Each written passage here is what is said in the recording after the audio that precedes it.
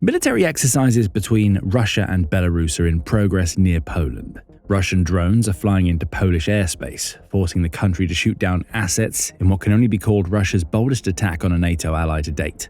The security situation in Europe is degrading, and Poland has had enough. It's time to take action.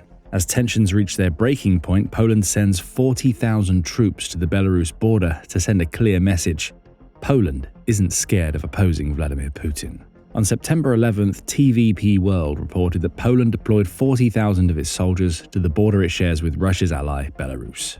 While a boost in troop numbers was expected, given that Belarus and Russia are engaged in military exercises far too close to Poland for comfort, the sheer numbers of soldiers that Poland has deployed will raise some eyebrows. However, Poland has two very good reasons for this deployment.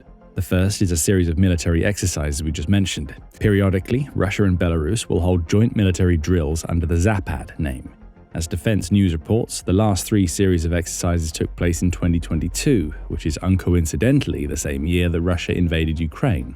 3 years later, Zapad 2025 is set to take place on September 12th and will run until September 16th. Russia and Belarus will commit thousands of troops between them to a series of exercises that will see the soldiers simulate how they would repel an incoming attack. It's believed that Zapad 2025 will involve drills on how to conduct airstrikes and sabotage operations, and it'll be taking place close to the border Poland shares with Belarus. How many soldiers will be involved in Zapad 2025 is up for debate. When the exercises were first announced in February, Belarus claimed they would involve 13,000 troops, in what was clearly an attempt to project power to the West. Since then, Putin has managed to slightly thaw Russia's relationship with the United States, and talks related to peace in Ukraine are ongoing. Accordingly, Belarus now claims that about half of the originally announced numbers will be taking part, with the exercises also taking place deeper in Belarus than originally claimed. Except the last part seems to be a partial lie. In August, Belarusian Defense Minister Viktor Krenin noted that most of the exercises will take place about 46 miles northeast of Belarus's capital city of Minsk. However, he added that some small units will carry out practical tasks to repel a hypothetical enemy, much closer to the borders that Belarus shares with Poland and Lithuania. It's these exercises that concern Poland, both because of the simple fact that they're happening, and because the exercises could provide Russia with a smokescreen that hides hybrid warfare activity on the border. Poland has been preparing to counter Zapad 2025 since it was announced. The country's Deputy Defense Minister, Cezary Tomczyk, says, "Poland has been preparing for the Zapad 2025 maneuvers for many months.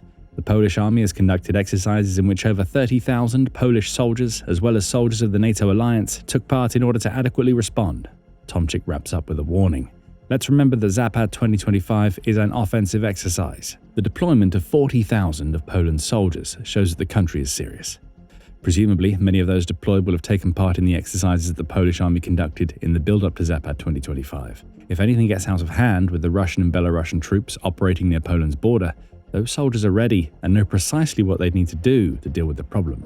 2 days prior to the announcement of this heavy troop deployment, the Kyiv Independent reported that Poland has another plan to guard itself against Zapad 2025. The country will close its border to Belarus at midnight on September 11th, likely until Zapad 2025 ends 5 days later.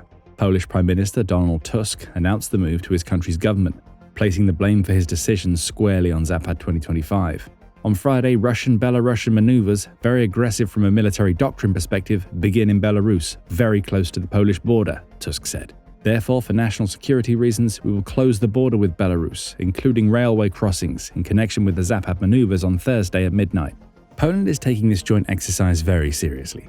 Still, a joint Russian and Belarusian military exercise alone isn't enough for such a drastic troop deployment. Sure, parts of the exercise are taking place close to the Polish border, but if Belarus is to be believed, there will be nowhere near enough Russian and Belarusian soldiers taking part to present a real threat to the 40,000 Polish soldiers. Something else is going on here. Or more accurately, something else has happened that has caused tensions to explode in this vital border region. Russia just attacked Poland with drones. On September 10th, Poland announced that it had been forced to shoot down several Russian drones that violated its airspace during a Russian attack on neighboring Ukraine. "The situation brings us the closest we've been to open conflict since World War II, Tusk said in the aftermath of the Polish response, and he isn't being hyperbolic. Poland called on help from its NATO allies to take out the Russian drones, NBC reports, and the incident drew widespread condemnation from European leaders. You can check out our detailed video covering the entire incident to learn more. Russia, of course, tried to claim that it was all an accident. The Guardian reports that Russia has been trying to play this off as a strike against Ukraine that went awry. There have been mentions of Russia's drones simply veering off course, leading them to entering Polish airspace. Russia has also suggested that there is no evidence that the drones Poland was forced to shoot down originate from Russia, meaning we're seeing the same old excuses from Russia as we always see. Lies, denial, attempts to maintain plausible deniability by using the Ukraine war as cover for an attack that was clearly designed to prod at one of NATO's most important members. Poland isn't buying any of it. The country's Deputy Prime Minister and Foreign Minister, Radoslaw Sikorski, has categorically stated that Russia's drones didn't veer off course. They arrived precisely where they were supposed to arrive, and even managed to cause some property damage along the way. Fortunately, nobody was injured, Sikorski said, though the entire strike was labeled as an example of Russia's aggression spreading beyond Ukraine, even though the Russian Federation isn't at war with NATO. Sikorski also sent a message to Putin. Poland, the EU and NATO will not be intimidated, and we will continue to stand by the brave people of Ukraine.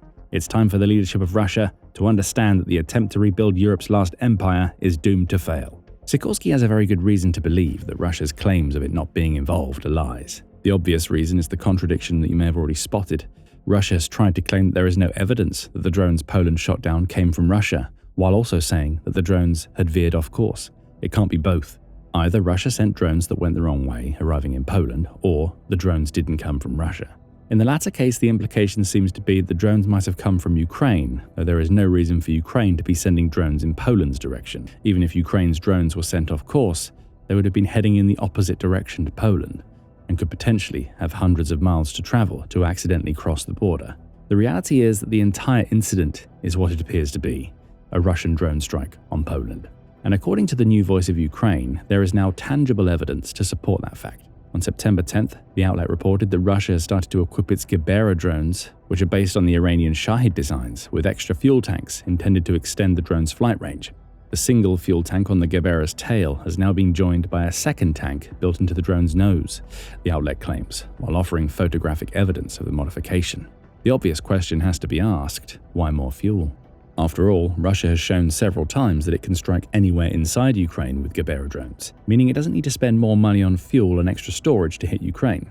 The only reason those drones need more fuel is that Russia wants to send them further, say through Belarus and into Poland, just as it did on September 10th.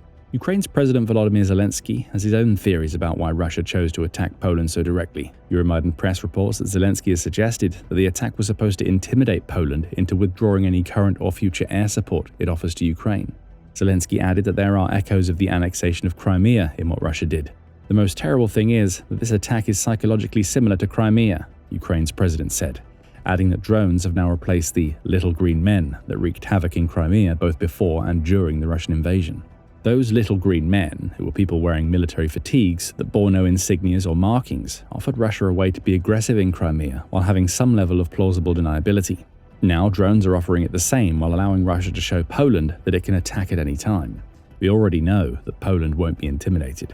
Sikorski made that very clear. Still, Russia's brazen drone attack has given Poland another reason, beyond military exercises taking place near its border, to exercise caution. It's unknown what weapons the 40,000 soldiers will bring with them. Perhaps they'll have some form of portable air defenses that will allow them to shoot down any drones that accidentally cross the border while Russia and Belarus are simulating their supposed defense against incoming troops. Or maybe they'll simply serve as a warning, a riposte to Russia. You sent drones, so we're sending soldiers. The big question now is what happens next. We can likely rule out any direct fighting between Poland and the joint Russian and Belarusian forces taking part in Zapad 2025. On Russia's end, such a fight would be a bad idea, given that there will only be small pockets of its soldiers taking part in border exercises, at least if Belarus is to be believed. Zapad 2025 participants may venture close to the border, perhaps to see firsthand what defenses Poland has in place, but they're unlikely to cross. Poland, of course, isn't going to launch an invasion of Belarus that would trigger a war with Russia.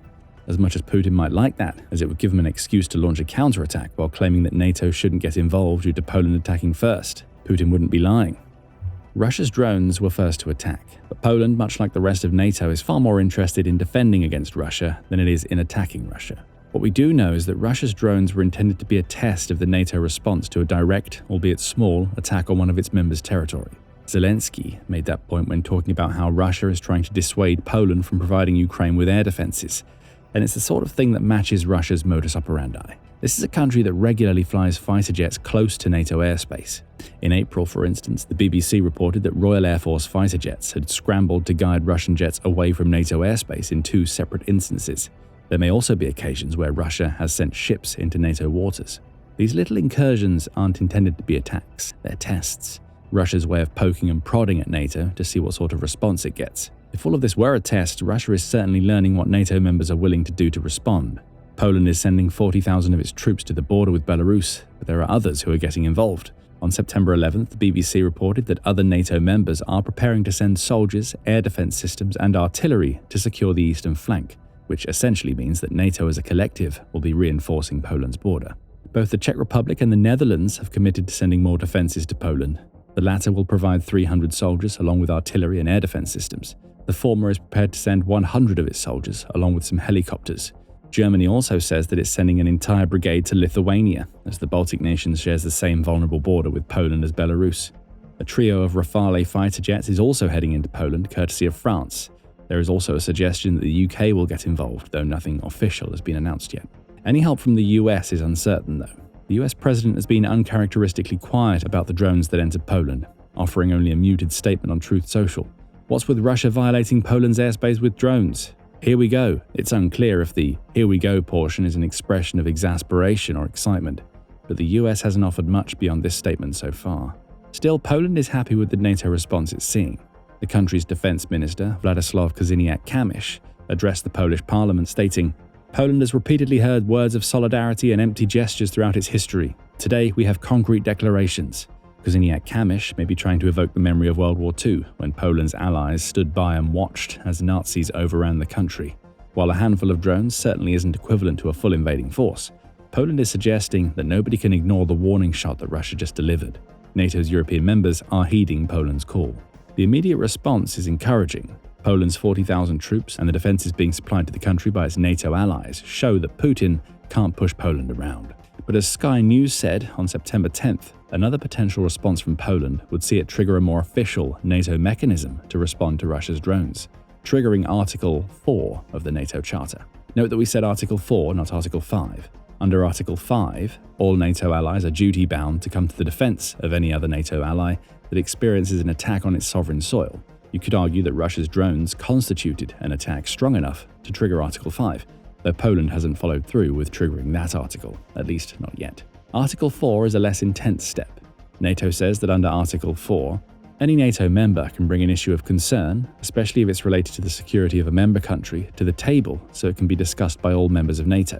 It's essentially a mechanism through which NATO members can say, "Here's what happened, so let's figure out what to do in response." Triggering Article 4 starts a consultation period, which can cover everything from the exchange of information and ideas to the formation of a joint plan on dealing with the issue raised.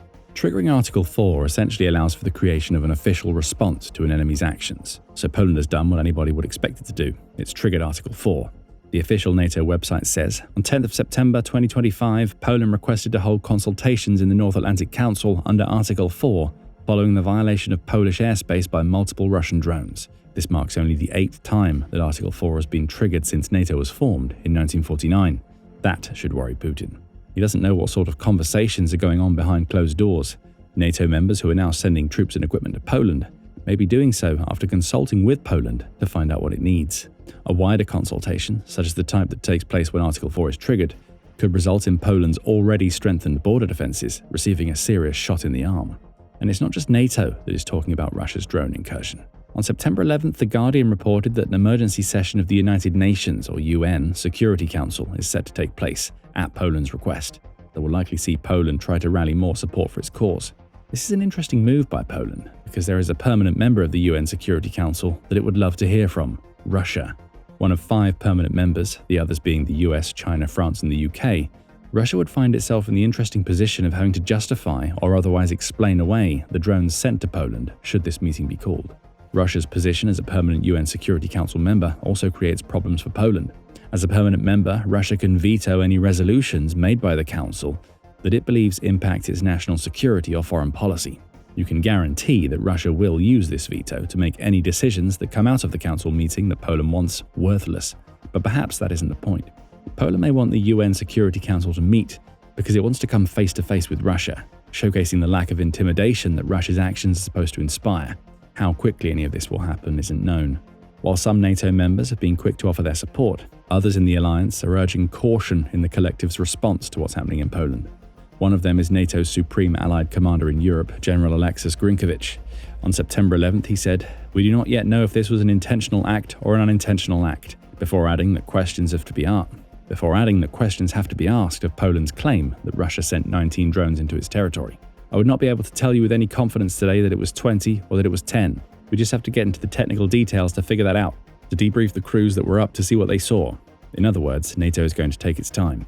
And that brings us back to Poland and its 40,000 soldiers. With Zapad 2025 beginning and Russian drones flying into its airspace, Poland is taking action while it waits for the NATO wheels to turn. It has to. It could be days or even weeks before a NATO investigation reveals what really happened with the drone strike. Poland wants to send a message long before then, and it's doing just that with its 40,000 troops. As Russia attempts to intimidate Poland and its NATO allies, it faces a slow-burning loss of control in a region that it desperately wants to keep. The de-Russification of Crimea begins now, as Ukraine is creating the conditions that could cause Russians on the peninsula to flee in droves. Find out more in our video. And remember to subscribe to the Military Show for more coverage of the fallout from Russia's recent actions in and around Poland. And thank you for watching.